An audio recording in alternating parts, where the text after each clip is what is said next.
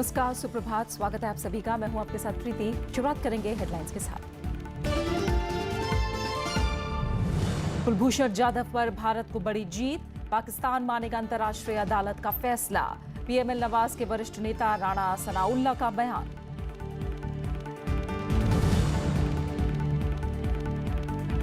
GST परिषद में 90% वस्तुओं की दरें तय, रोजमर्रा की चीजों पर 5% टैक्स, बाकी मुद्दों पर चर्चा आज।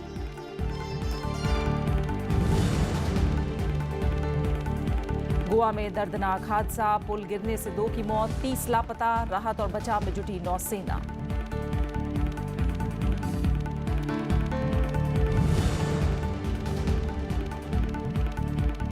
नर्मदा तट पर दिवंगत अनिल माधव दवे का अंतिम संस्कार आज। कई हस्तियों के शामिल होने की संभावना। आखिरी ख्वाहिश में पर्यावरण बचाने पर दिया जोर।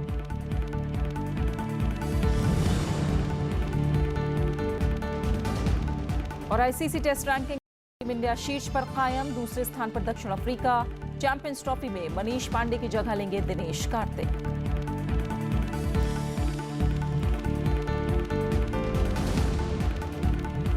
कुलभूषण जाधव केस में भारत को बड़ी कूटनीतिक जीत हासिल हुई है। पाकिस्तान के पंजाब प्रांत के कानून मंत्री राणा सनाउल्लाह ने कहा है कि इस्लामाबाद कुलभूषण जाधव के मामले में अंतर्राष्ट्रीय न्यायालय के फैसले को मानेगा। उन्होंने कहा कि कुलभूषण का मामला आईसीजे के अधिकार क्षेत्र में नहीं आता है, लेकिन पाकिस्तान इस फैसले को स्वीकार करता है। उनका बयान पाकिस्तानी विदेश मंत्रालय के बयान से अलग है। गुरुवार को पाकिस्तान ने अंतर्राष्ट्रीय न्यायालय के फैसले को पूरी तरह से नकार दिया था। पाकिस्तान के विदेश मंत्रालय ने कहा कि कुलभूषण जाधव का मामला राष्ट्रीय सुरक्षा से जुड़ा हुआ है। कुलभूषण जाधव केस में अंतर्राष्ट्रीय न्यायालय में भारत को शुरुआती कामयाबी हासिल हुई है। कोर्ट ने अंतिम फैसला आने तक जाधव की मौत की सजा पर रोक लगा दी और पाकिस्तान को सजा पर अमल नहीं करने की जानकारी देने को कहा है। अदालत ने पाकिस्तान की दलील को खारिज करते हुए कहा कि कुलभूषण जाधव मामला उसके अधिकार क्षेत्र में आता है। अंतर्राष्ट्रीय न्यायालय ने गुरुवार को वो फैसला सुनाया जिसका पूरे देश को इंतजार था। अदालत ने भारत की दलील मंजूर करते हुए आदेश दिया कि अंतिम फैसला आने तक कुलभूषण जाधव को फांसी न दी जाए। अंतर्राष्ट्रीय अदालत ने यह फैसला सर्वसम्मति से दिया। Under the present circumstances, it is appropriate for the court to order that Pakistan shall take all measures at its disposal to ensure that Mr. Jadhav is not executed pending the final decision in these proceedings, and shall inform the court of all the measures taken in implementation of the present order. अंतर्राष्ट्रीय न्यायालय ने पाकिस्तान से कहा है कि वो कुलभूषण जाधव की सुरक्षा और मौत की सजा पर अमल न करने की जानकारी दे। अदालत के मुख्य न्यायाधीश रॉनी अब्राहम ने कहा कि अंतिम फैसला आने तक अदालत कुलभूषण जाधव के मामले पर नजर रखेगी।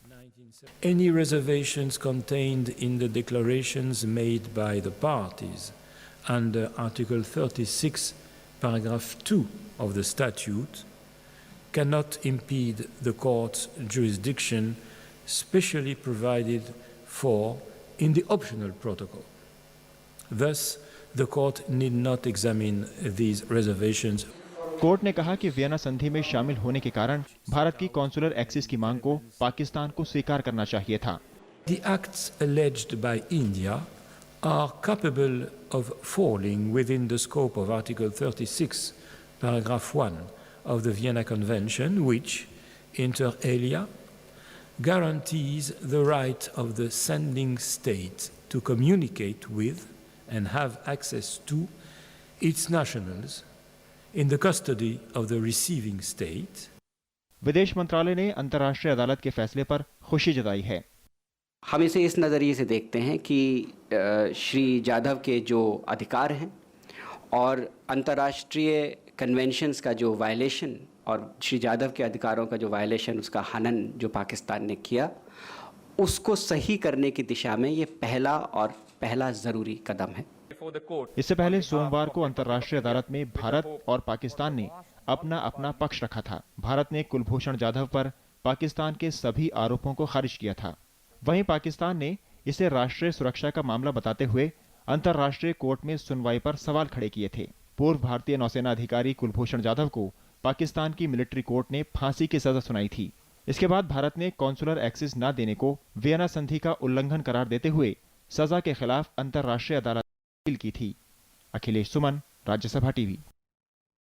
जासूसी के आरोप में पाकिस्तान की जेल में बंद भारतीय नौसेना के पूर्व अधिकारी कुलभूषण जाधव की फांसी की सजा पर इंटरनेशनल कोर्ट ऑफ जस्टिस में आए फैसले का सभी राजनीतिक दलों ने स्वागत किया है। बीजेपी ने इसे देश की जीत बताया है तो कांग्रेस ने कहा है कि पाकिस्तान पर जाधव को सुरक्षित वापस भेजने का दबाव बनाया जाए। कुलभूषण जाधव की फांसी पर रोक लगाने के अंतर्राष्ट्रीय न्यायालय के फैसले से देश भर में खुशी का माहौल है। देश के तमाम राजनीतिक दलों और सामाजिक संगठनों ने इस फैसले का स्वागत किया है। Person is allegedly accused. He has a right of effective defense. Because unless that right of effective defense is exercised, the proceeding doesn't inspire the confidence of fairness. Attorney general Mukul Rohatgi ने कहा है कि अदालत का फैसला बाध्यकारी है और इस फैसले से तय हो गया है कि पाकिस्तान झूठ बोल रहा था। इस फैसले ने यह दिखा दिया कि जो भी दलीलें पाकिस्तान ने रखी वो गलत थी।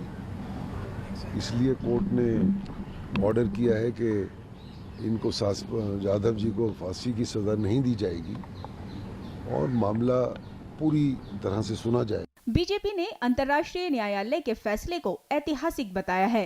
गृह राज्य मंत्री किरण रिजिजू के मुताबिक इस फैसले से सरकार की प्रतिबद्धता मजबूत हुई है।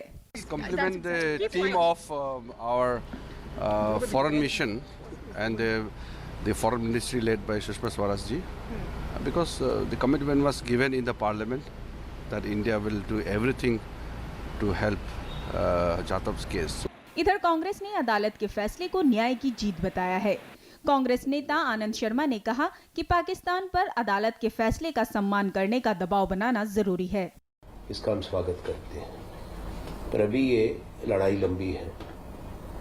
हम यही अपेक्षा करते हैं कि पाकिस्तान इससे एक संदेश लेगा और आने वाले समय के अंदर जो कहा गया अदालत के द्वारा उसको अमल करेगा। सीपीआई के डी राजा ने अदालत के फैसले का स्वागत करते हुए कहा है कि अब जाधव की सुरक्षित वापसी की कोशिशें होनी चाहिए। It is a very welcome decision given by International Court of Justice, and as a political party we all wanted Mr. Jadhav not to be hanged and not to be executed, and he must be brought back to the country. इस बीच महाराष्ट्र के पवई में कुलभूषण जाधव के घर बधाई देने वालों का तांता लग गया। स्थानीय लोगों ने अंतर्राष्ट्रीय अदालत के फैसले को सत्य की जीत बताया है। Bureau report, Rajya Sabha TV. GST परिषद की बैठक में गुरुवार को दरों पर अहम फैसला हुआ। 1211 वस्तुओं में से 6 को छोड़कर सबकी दरें तय हो गई हैं। चीनी, चाय, कॉफी, खाद्य तेल और कोयले पर 5% टैक्स लगेगा। दूध को जीएसटी से बाहर रखा गया है। हेयर ऑयल, साबुन और टूथपेस्ट पर 18% टैक्स लगेगा। परिषद ने 7 नियमों को मंजूर कर दिया है। बाकी 2 नियमों पर विचार हो रहा है।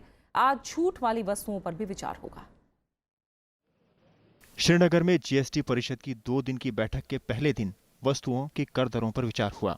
वित्त मंत्री अरुण जेटली की अगुवाई में हुई बैठक में 90% तक वस्तुओं पर कर की दरें तय हो गई हैं। हर दिन काम में आने वाली चीजों को 5% वाली श्रेणी में रखा गया है। कुछ राज्यों ने रेशमी धागे, पूजा सामग्री और हथकरघा सामानों पर छूट की मांग की। जीएसटी के अंदर 5, 12, 18 और 28% की दरें तय की गई हैं। Categories, particularly the luxury vehicles, will attract the cess also, which goes into the compensation pool. So depending upon the size and this, there is a detailed, when the items are released to you on the net, you can go through those. इस बीच GST को जम्मू कश्मीर में लागू करने पर भी चर्चा हुई। राज्य सरकार के मुताबिक वित्त मंत्री अरुण जेटली ने विशेष व्यवस्था को ध्यान में रखते हुए जम्मू कश्मीर में जीएसटी को लागू करने के लिए बदलाव का वादा किया। राज्य के वित्त मंत्री हसीब दारवू ने कहा कि जीएसटी से जम्मू कश्मीर को फायदा होगा। स्टेट्स जो इंपोर्टिंग स्टेट्स हैं जैसे जेएंडके है, उनको काफी फायदा होगा। हमें अपनी जगह ये एस्टीमेट है कि जीएसटी से 1500 से 2000 करोड़ तक हमको टैक्स रेवेन्यू में फायदा आएगा। आम आदमी के लिए प्राइसेस बहुत कम हो जाएंगे अगले 3-4 साल में। जीएसटी को 1 जुलाई से लागू किया जाएगा। इससे पूरे देश में एक समान अप्रत्यक्ष कर व्यवस्था लागू की जाएगी। इससे वर्तमान के 16 तरह के कर खत्म हो जाएंगे। जीएसटी को सबसे पहले 1954 में फ्रांस में लागू किया गया था। रूस ने इसे 1991 और चीन ने 1994 में लागू किया। Bureau report, Rajya Sabha TV. Srinagar में गुरुवार को वित्त मंत्री अरुण जेटली और जम्मू कश्मीर की मुख्यमंत्री महबूबा मुफ्ती की मुलाकात हुई। करीब 45 मिनट की बैठक में राज्य को वित्तीय सहायता पर चर्चा हुई। मुख्यमंत्री ने प्रधानमंत्री के विशेष पैकेज की रकम नियमित अंतराल पर जारी करने की अपील की। साथ ही कारोबारियों के लिए सस्ते दर पर कर्ज की मांग रखी। वित्त मंत्री के साथ रक्षा मंत्री का प्रभार भी देख रहे अरुण जेटली ने बुधवार को घाटी में सुरक्षा स्थिति का जायजा लिया था। बैठक में सेना प्रमुख जनरल बिपिन रावत भी मौजूद थे। सुप्रीम कोर्ट ने 3 तलाक पर फैसला सुरक्षित रख लिया है। कोर्ट ने 6 दिन तक सुनवाई करके सभी पक्षों की दलीलें सुनी। सुप्रीम कोर्ट की संवैधानिक पीठ छुट्टियों के दौरान इस मामले की सुनवाई कर रही है। 3 तलाक के कानूनी पहलू पर चल रही सुनवाई सुप्रीम कोर्ट में पूरी हो गई है। कोर्ट ने फैसला सुरक्षित रख लिया है। 6 दिन की सुनवाई के दौरान all India personal law board ने एक बार फिर दोहराया कि निकाह कराने वाले काजियों को 3 तलाक के समय निकाहनामे में शर्त डालने के बारे में जागरूक किया जाएगा। सुप्रीम कोर्ट ने ये कहा कि अगर निकाहनामा है और निकाहनामा में जो भी सही जितनी बातें आप लोग चाहते हैं वो निकाहनामा में लिख क्यों नहीं देते हैं, और अगर ऐसा निकाहनामा आप बनाते हैं और उसको सभी काजियों को भेजते हैं जो विवाह कराते हैं, शादी कराते हैं, तो फिर ये जो कुंठा है महिलाओं की, कुछ महिलाओं की कुंठा है, वो दूर हो सकती है। सुनवाई के दौरान केंद्र ने इस तर्क को खारिज किया कि 3 तलाक को अनुमति दी जानी चाहिए क्योंकि यह सदियों से चला आ रहा है। अटॉर्नी जनरल मुकुल रोहतगी ने कहा कि 3 तलाक इस्लाम का हिस्सा नहीं था और इसे जारी रखने की अनुमति नहीं मिलनी चाहिए। केंद्र ने सुप्रीम कोर्ट को बताया था कि अगर 3 तलाक को अवैध करार दिया जाता है तो मुसलमानों में विवाह और तलाक के लिए नया कानून बनाया जाएगा। Bureau report, Rajya Sabha TV. Congress नेता आनंद शर्मा की अध्यक्षता वाली संसद की स्थायी समिति ने चुनाव सुधारों के मुद्दे पर आज एक अहम बैठक बुलाई है। संसदीय समिति ने ईवीएम की प्रामाणिकता पर चर्चा के लिए चुनाव आयोग के वरिष्ठ अधिकारियों को बुलाने का फैसला किया है। कई विपक्षी दलों की ओर से बैलेट पेपर से मतदान कराने की मांग के बाद समिति ने यह फैसला लिया है। समिति ने एक उप चुनाव आयुक्त समेत आयोग के वरिष्ठ अधिकारियों को बुलाया है और कानून मंत्रालय के विधायी विभाग के एक प्रधान सचिव और सचिव भी इसके समक्ष पेश हो सकते हैं और ईवीएम और उसकी प्रामाणिकता के बारे में सदस्यों को जानकारी दे सकते हैं। पिछले हफ्ते चुनाव आयोग ने 55 राजनीतिक पार्टियों के साथ बैठक करके इस मुद्दे पर चर्चा की थी। साथ ही आयोग ने भरोसा दिलाया था कि आगामी सभी चुनाव में वीवीपैट का इस्तेमाल किया जाएगा। खबरें जारी है, लौट रहे हैं एक छोटे से ब्रेक के बाद।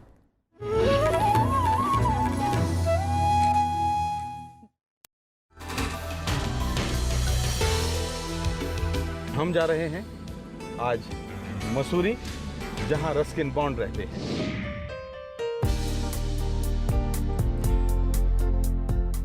For me, writing is like breathing or sleeping or eating.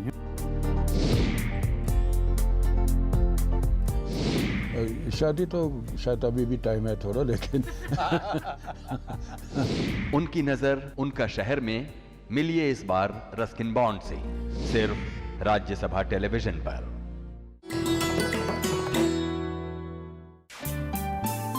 Sarojini Naidu स्वतंत्रता सेनानी, कवियत्री और वक्ता, कांग्रेस की अध्यक्ष निर्वाचित होने वाली पहली भारतीय महिला सरोजनी ने 13 साल की उम्र में रची थी पहली कविता। आजादी के बाद वो बनी देश की पहली महिला राज्यपाल। भारत कोकिला के नाम से मशहूर सरोजनी नायडू है नारी शक्ति की अनूठी मिसाल।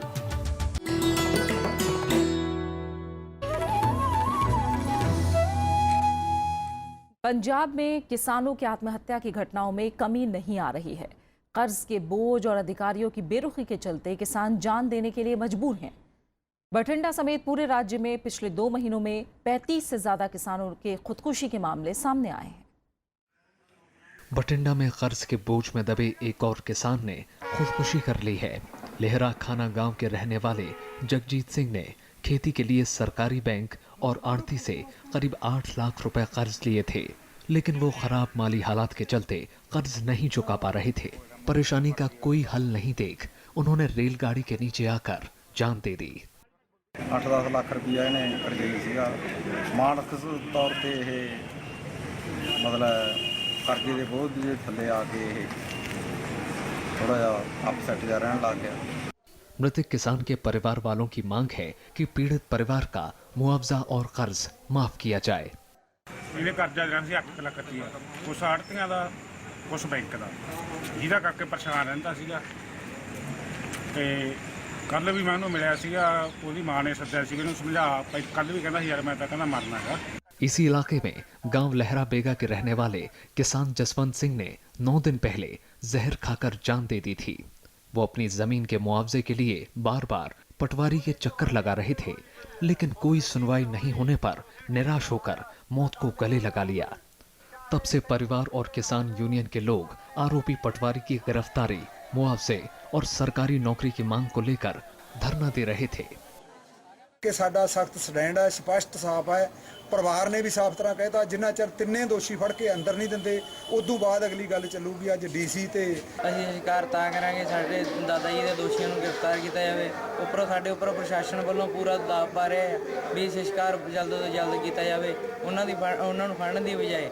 गुरुवार को 3 आरोपियों की गिरफ्तारी के बाद परिवार अंतिम संस्कार के लिए राजी हुआ। पंजाब में पिछले 2 महीने में 35 से ज्यादा किसान खुदकुशी कर चुके हैं। राज्य के मालवा इलाके में ही 17 किसान कर्ज के चलते जान दे चुके हैं। Bureau report, Rajya Sabha TV.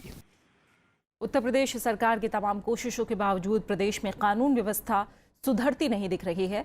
लगातार बढ़ रहे अपराधों से जनता परेशान है तो विपक्ष इस मुद्दे पर लगातार सरकार को घेर रहा है। इस बीच मुख्यमंत्री योगी आदित्यनाथ ने कहा है कि अपराधी बख्शे नहीं जाएंगे और जल्द ही उत्तर प्रदेश के हालात सुधरेंगे। कानून व्यवस्था के मोर्चे पर लगातार परेशानियों का सामना कर रही उत्तर प्रदेश सरकार ने बुधवार को 67 IPS अफसरों के तबादले। मथुरा में दोहरी हत्या और लूट के मामले में थाना प्रभारी समेत 4 पुलिसकर्मियों को निलंबित किया गया है, लेकिन इसके बावजूद अपराध थमते नहीं दिख रहे। घटना में अपर्याप्त पुलिस व्यवस्था और लापरवाही के चलते अब प्रभारी निरीक्षक कोतवाली को निलंबित, वरिष्ठ पुलिस अधीक्षक महोदय द्वारा निलंबित कर दिया गया है और इसके पूर्व चौकी प्रभारी और दो पुलिसकर्मियों को निलंबित कर आवश्यक कार्रवाई की गई। गुरुवार को मेरठ के किठौर इलाके में बदमाश कई घरों में डकैती डालकर फरार हो गए। मेरठ में ही बुधवार को एक पार्षद को गोली मारी गई थी, जिसकी मौत हो गई है। आजमगढ़ में एक प्राचीन मंदिर से लाखों की कीमत के जेवरात चोरी का मामला दर्ज कराया गया। अमेठी के मुसाफिर खाना में बदमाशों ने दिन दहाड़े एक व्यक्ति की गोली मारकर हत्या कर दी। आगरा में 3 दिन से लापता एक व्यक्ति का शव पेड़ से लटका मिला, जबकि उसकी पत्नी अभी भी लापता है। शामली में सरेराह छेड़छाड़ का विरोध करने पर बदमाशों ने एक महिला की जमकर पिटाई की। मुरादाबाद सिविल लाइंस में बदमाशों ने घर में घुसकर 2 नाबालिग लड़कियों से छेड़छाड़ और मारपीट की। हिमगिरी कॉलोनी की 2 लड़कियां हैं जो स्टूडेंट हैं। उन्होंने ये आरोप लगाया है कि 2 लड़के उनके घर आए, उनसे छेड़छाड़ किया और मारपीट करने की कोशिश भी की। जब उन्होंने शोर मचाया तो कॉलोनी के लोग इकट्ठे हो गए, जिससे वो भाग गए। इस बीच विपक्ष ने बिगड़ते हालात के लिए एक बार फिर राज्य सरकार को जिम्मेदार ठहराया है। आगे में उत्तर प्रदेश का जो लॉ एंड ऑर्डर है, उत्तर प्रदेश के लॉ एंड ऑर्डर के बारे में आपने देखा, आपके बारे में आपको ज्यादा जानकारी है, हमसे ज्यादा जानकारी है, हमसे ज्यादा आप लोग को सूचनाएं हैं। आज हाहाकार मचा हुआ है। इधर मथुरा में व्यापारियों की हत्या का खुलासा न होने से नाराज परिजन बुधवार रात को भूख हड़ताल पर बैठ गए। कांग्रेस प्रदेश अध्यक्ष राज बब्बर ने गुरुवार को पीड़ित परिवार से मुलाकात की। Bureau report, Rajya Sabha TV. 3 दशक के लंबे इंतजार के बाद भारतीय सेना में शामिल होने के लिए 2 तोपें गुरुवार को भारत पहुंची। इन तोपों को अमेरिकी कंपनी BAE ने बनाया है। राजस्थान के पोखरण में इनका परीक्षण किया जाएगा, जिसके बाद इन्हें सेना में शामिल किया जाएगा। ये तोपें काफ़ी हल्की हैं और करीब 30 किलोमीटर की दूरी तक वार कर सकती हैं। पिछले साल 30 नवंबर को भारत और अमेरिका के बीच 145 M777 की खरीद के लिए 5,000 करोड़ रुपए का सौदा हुआ था। बीजेडी नेता प्रताप केशरी देव को ओडिशा से राज्यसभा के लिए चुन लिया गया है। ओडिशा से राज्यसभा की ये सीट विष्णु चरण दास के इस्तीफे के बाद मार्च में खाली हुई थी। इस सीट के लिए हुए उपचुनाव में कांग्रेस और बीजेपी ने कोई उम्मीदवार नहीं उतारा। इसके बाद प्रताप केशरी देव को निर्विरोध चुन लिया गया। प्रताप केशरी देव बीजू जनता दल के प्रवक्ता हैं और ओडिशा सरकार में खाद्य और रसद मंत्री रहे हैं। गोवा में पुर्तगाली दौर के एक पुल के गिरने से 2 लोगों की मौत हो गई और 30 लोगों के लापता होने की खबर है। ये पुल दक्षिण गोवा में सनवो डैम नदी पर बना हुआ है। राहत और बचाव के काम में नौसेना की मदद ली जा रही है। चश्मदीदों के मुताबिक पुल पर से खुदकुशी की कोशिश की गई थी, जिसके बाद बड़ी तादाद में लोग पुल पर चढ़कर तमाशा देख रहे थे। तभी पुल गिर गया। हादसे के बाद अब तक 35 लोगों को निकाला जा चुका है। नौसेना के गोताखोरों को भी बुलाया गया है।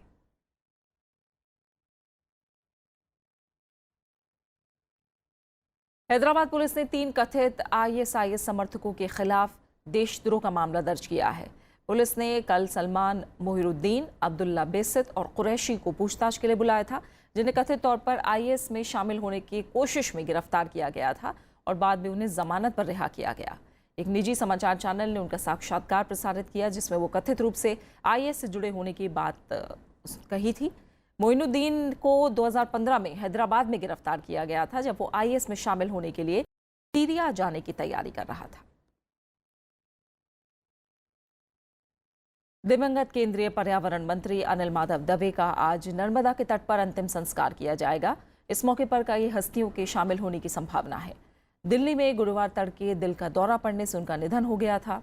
राष्ट्रपति, उपराष्ट्रपति, प्रधानमंत्री और कांग्रेस अध्यक्ष समेत कई हस्तियों ने उनके निधन पर शोक जताया है। पर्यावरण मंत्री अनिल माधव दवे ने दिल्ली के एम्स अस्पताल में आखिरी सांस ली। अनिल माधव दवे के निधन पर राष्ट्रपति प्रणब मुखर्जी, उपराष्ट्रपति मोहम्मद हामिद अंसारी, प्रधानमंत्री नरेंद्र मोदी और लोकसभा स्पीकर सुमित्रा महाजन ने गहरा दुख जताया। उपराष्ट्रपति मोहम्मद हामिद अंसारी और प्रधानमंत्री नरेंद्र मोदी समेत कई नेताओं ने अनिल माधव दवे के पार्थिव शरीर पर पुष्प अर्पित किए। गृह मंत्री राजनाथ सिंह और कांग्रेस अध्यक्ष सोनिया गांधी समेत कई हस्तियों ने भी उनके निधन पर शोक व्यक्त किया। प्रधानमंत्री नरेंद्र मोदी ने अनिल माधव दवे के निधन को निजी नुकसान बताया।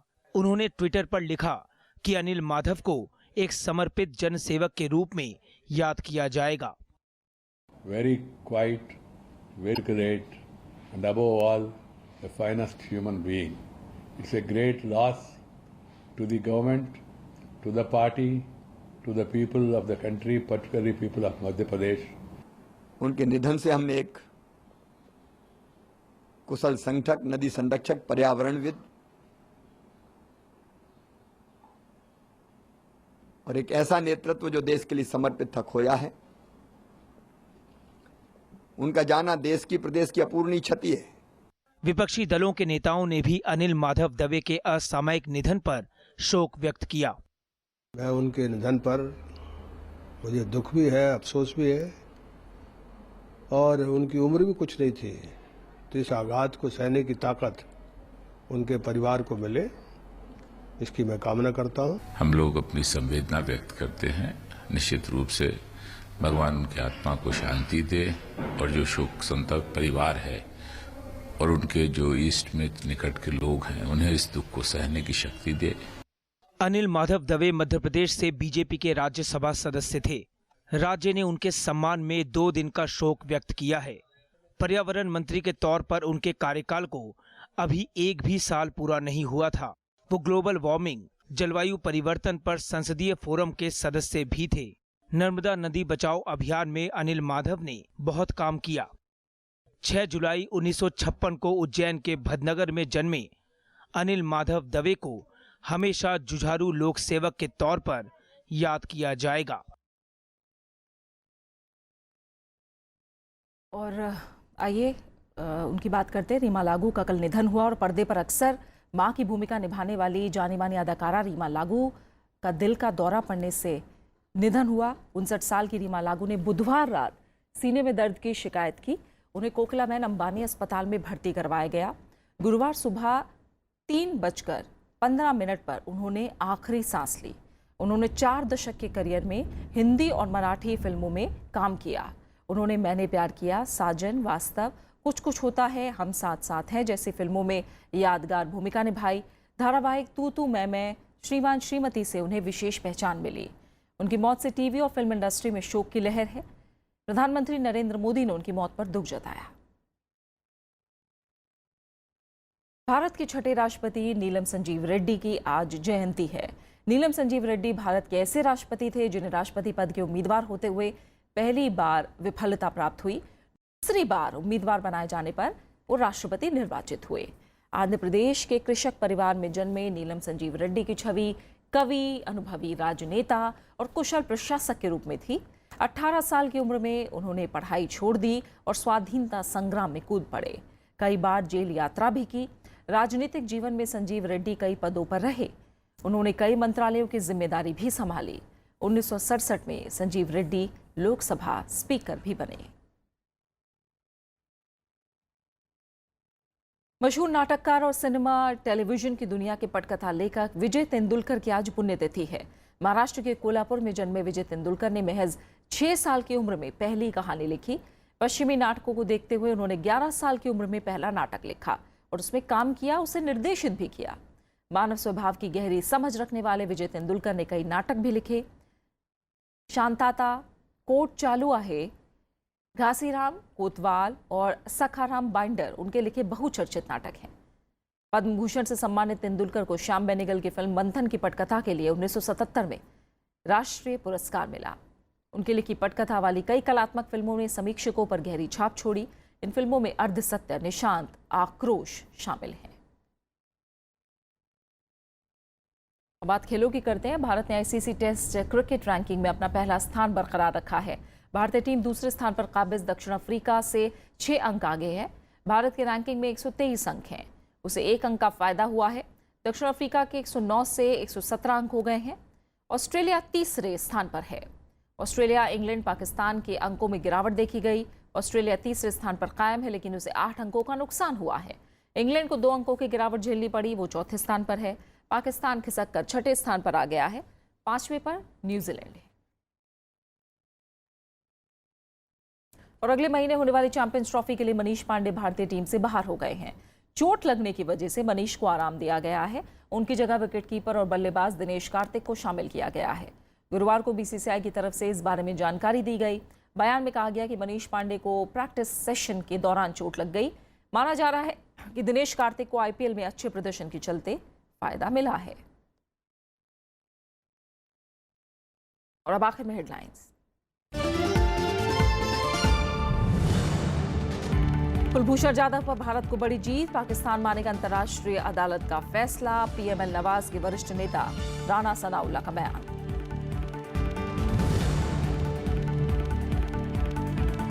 जीएसटी परिषद में 90% वस्तुओं की दरें तय। रोजमर्रा की चीजों पर 5% टैक्स, बाकी मुद्दों पर चर्चा आज।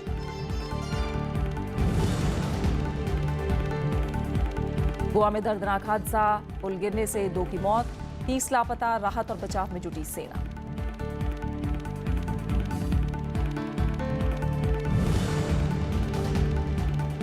नर्मदा तट पर दिवंगत अनिल माधव दवे का अंतिम संस्कार आज। कई हस्तियों के शामिल होने की संभावना। आखिरी ख्वाहिश में पर्यावरण बचाने पर दिया जोर।